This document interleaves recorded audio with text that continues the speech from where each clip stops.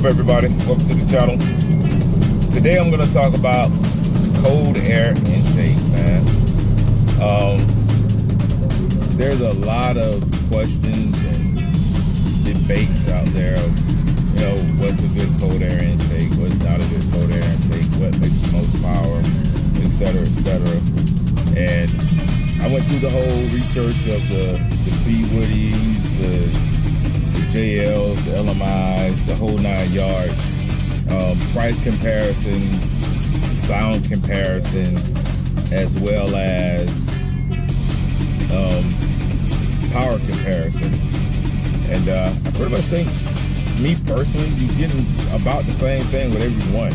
It's just all about what mods you decide to add to it and how much sound you really want to come from it.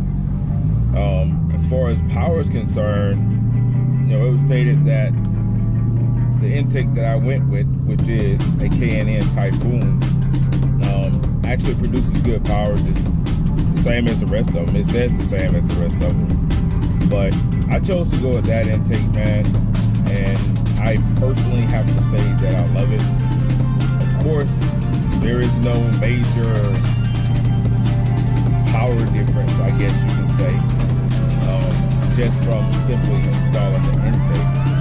However, it does add great sound to the car, and on acceleration, you can definitely, if not feel a major power difference, you can definitely hear the difference in the car itself as it tries and breathes in, or take in more air from the intake. So it was a pretty easy install. Maybe took me 30-45 minutes, give or take, but pretty good intake, man.